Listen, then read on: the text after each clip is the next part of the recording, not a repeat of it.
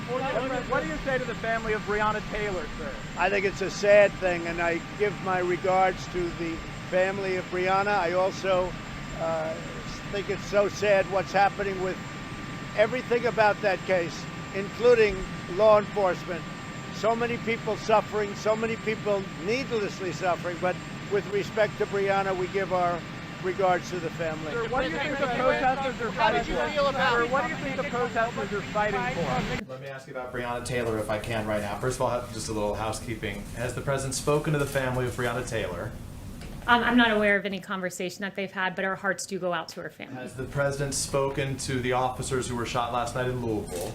I'm not aware of any conversations. So the president spoke to the officers who were shot in Los Angeles, but to this point, there's no indication the president at any point over the last several months has spoken to the family of Breonna Taylor. I guess why not? The president routinely speaks to victims of horrendous tragedies. I've been here when he's met with the parents who lost their children to instances of police brutality. It was a really beautiful meeting, and the president consoled them. He's talked to the widows who've lost their husbands to police officers. He's spoken to widows of fallen soldiers. He routinely reaches out to victims of all kinds of atrocities, and he'll continue to do that. What is the president's message to the family of Breonna? I heard what you say, that we grieve for them, but what is the president's message to the family of Breonna Taylor that does not believe they received justice? That our hearts go out to her. It was a horrible tragedy that happened, and that our hearts also are with the two police officers who were shot last night in the Louisville riots. When you say our, you mean the White House, including the president? Yes, I speak on behalf of the president. Yes. His thoughts, go ahead. I am the president's spokesperson. I speak on his behalf, Well, Peter. In fact, one of the aides just said that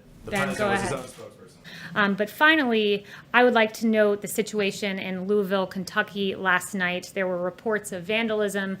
There were nearly 100 arrests, and the Trump administration urges calm and reminds those who wish to have their voices heard to do so peacefully. You have a right to peaceful protest as outlined in the First Amendment. And the Attorney General Daniel Cameron said, if we simply act on emotion or outrage, there is no justice.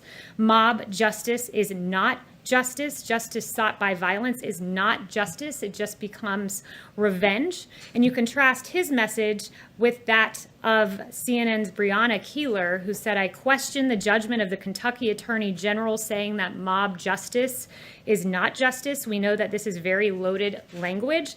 That's an appalling statement from Breonna Taylor at CNN. And what is outrageous about this take is that mob justice is not justice. Hours later, after this comment was made on CNN, 2 police officers were shot. This is not justice. This has nothing to do with politics. It has everything to do with the value of human life and the safety and security of our American cities. And across the country, we've seen our police officers come under fire in the line of duty. In Los Angeles, there was an ambush attempt on 2 police officers. In Phoenix, a U.S. Marshal was ambushed and shot outside a federal courthouse. In Linwood, California, a suspect approached a patrol car and fired a handgun into the passenger side window.